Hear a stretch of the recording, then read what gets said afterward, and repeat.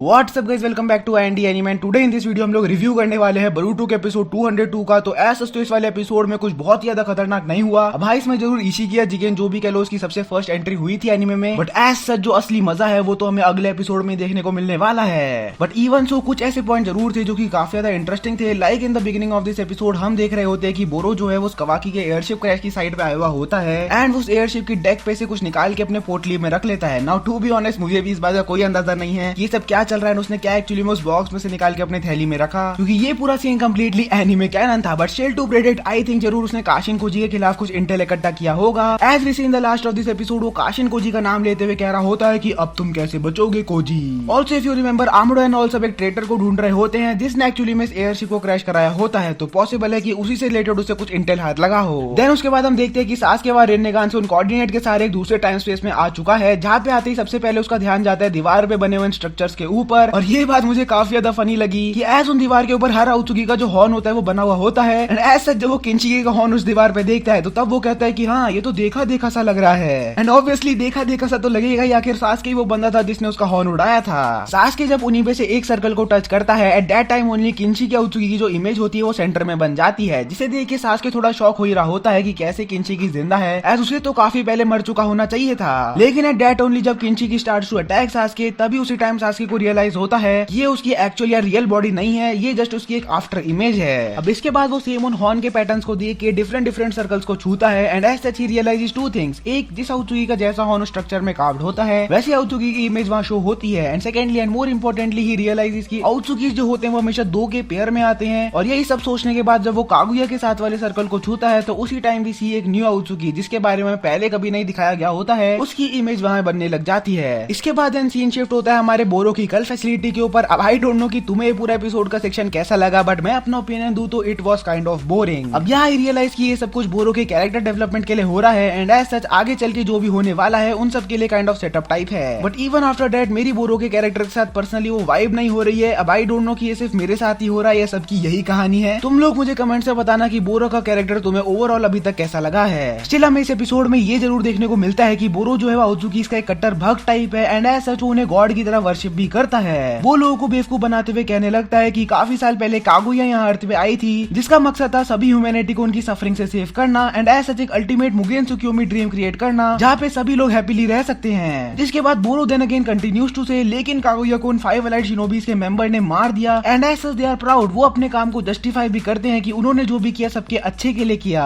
Now wait, सबसे पहले तो दो चीजें, एक 5 एलाइट शिनोबीज में से घंटा किसी ने एक ने भी कागुया का बाल विभागा किया था एंड जो भी किया था वो सब कुछ सास्के, नारुतो, काकाशी, साकुरा या इन शॉर्ट पूरी टीम 7 ने मिलकर किया था। सेकेंडली मैं तुमसे एक चीज जरूर पूछना चाहूंगा कि बोरो जो यहाँ पे कर रहा है सबको मैनिपुलेट करने का काम वो सही कर रहा है या नहीं, क्योंकि तुम खुद ही सोचो ऐसा जो भी लोग वहाँ पे प्रेजेंट है वो मोर और लेस किसी ना किसी सफरिंग से गुजर रहे हैं। लाइक किसी की आंख खराब है तो कोई बीमार है या फिर किसी के पेरेंट्स नहीं है। तो ऐसे देखा जाए तो मुगेन त्सुकियोमी ड्रीम उनके लिए इतना बुरा भी नहीं है, क्योंकि जो लोग अभी वहाँ पे सफर कर रहे हैं वो लोग इस ड्रीम में हैप्पीली हमेशा हमेशा के लिए जी सकते हैं। अब मैं बोरो के काम को यहाँ पे जस्टिफाई करने की कोशिश नहीं कर रहा हूँ, but still I don't know तुम लोगों को इसके बारे में क्या लगता है एंड तुम्हें अगर कोई ऐसा डिसीजन लेना होता जहाँ पे या तो तुम्हें अपनी बाकी की पूरी जिंदगी पेन, सफरिंग एंड पॉवर्टी में बितानी हो या फिर तुम आराम से अपनी बाकी की लाइफ टाइम एक ड्रीम वर्ल्ड को एंजॉय कर सकते हो, तो तुम लोग क्या डिसीजन लेते कमेंट करके जरूर बताना, बहुत मजा आएगा पढ़ने में। देन हम देखते हैं एज यूजुअल सा टिपिकल नारुतो सीन जहाँ पे वीसी एक बंदर वहाँ पे आया हुआ होता है अपनी बहन को बचाने के लिए एंड वो उसे बता रहा होता है कि कैसे ये बुड्ढा तुम्हारा पागल बना रहा है और कुछ नहीं, मेरी बात मानो और घर चलो, माँ बाबूजी तुम्हारा घर पे वेट कर रहे हैं। बट एज एक्सपेक्टेड हमारी हीरोइन इज क्वाइट डम, वो तो बोरो के अलावा और किसी की बात सुनती ही नहीं है। एंड वी ऑल्सो नो कि ये पूरा सीन का मेन रीजन सिर्फ और सिर्फ यही है कि हमारा जो न्यू विलन बोरो है वो अपनी पावर्स को हमारे सामने शो ऑफ कर सके। लाइक टिपिकल नारुतो मूव, किसी भी न्यू विलन की एंट्री होती है एनीमे में उससे पहले कुछ छुछुंदर आएंगे और हमें उस न्यू विलन की पावर्स दिखा के जाएंगे। Also let me tell you ये सब कुछ फ्रॉम बोरोस कल फैसिलिटी टू द पॉइंट जहाँ पे वो बंदर की लड़ाई चल रही होती है। All of this was pure and pure anime canon and to be honest उस फाइट सीन में बोरो मुझे काफी ज्यादा बैडएस लग रहा होता है, where we see one of his abilities too, जहाँ पे इवन आफ्टर उसकी बॉडी 2 हिस्सों में कट जाती है, even after that he regenerates with in seconds, जो कि बेसिकली उसके साइंटिफिक निंजा टूल बॉडी का कमाल है या इनडायरेक्टली आमडो का कमाल है, ना कि कोई आउत्सुकी गॉड वॉड का। ओके, इन द लास्ट हम देखते हैं कि वहीं पे सासके उस डिफरेंट टाइम स्पेस को अच्छे से कोने कोने में जाके इन्वेस्टिगेट कर ही रहा होता है कि उतने में ही वो जगह जहाँ पे एक रेनेगान टाइप की ड्राइंग बनी हुई होती है, उसी जगह से उसे किसी की चिल्लाने की आवाज सुनाई देती है। एंड जैसे वो वहाँ पे उस जगह को इंस्पेक्ट करने जाता है, he gets utterly surprised as he sees कि वहाँ पे एक टेल बीस्ट को रॉड्स के थ्रू कैप्चर करके रखा हुआ है किसी ने।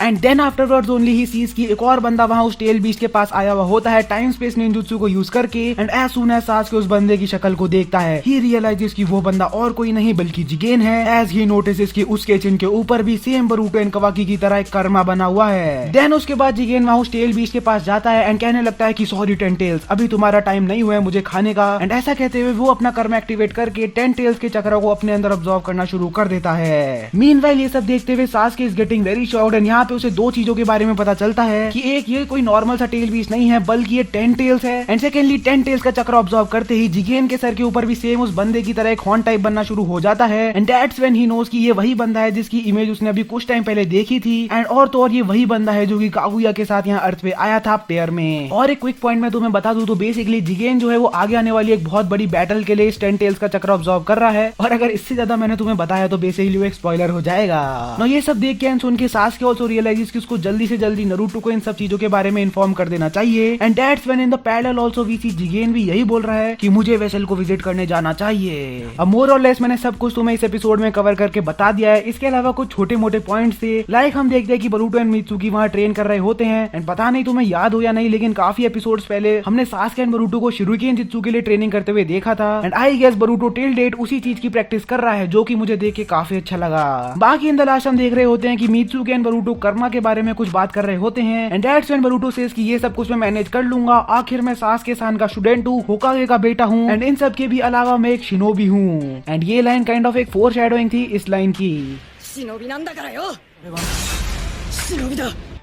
अब कैसा लगा तुम्हें ओवरऑल ये एपिसोड मुझे कमेंट करके तुम बता सकते हो। बाकी चैनल पे नए हो तो सब्सक्राइब कर देना, क्योंकि अगला एपिसोड रिव्यू एकदम ही आग होने वाला है। बाकी मैं मिलूंगा अब तुम्हें कल हमारी थ्योरी वीडियो के पार्ट 2 के साथ। तब तक के लिए अपना ध्यान रखो एंड बाय बाय।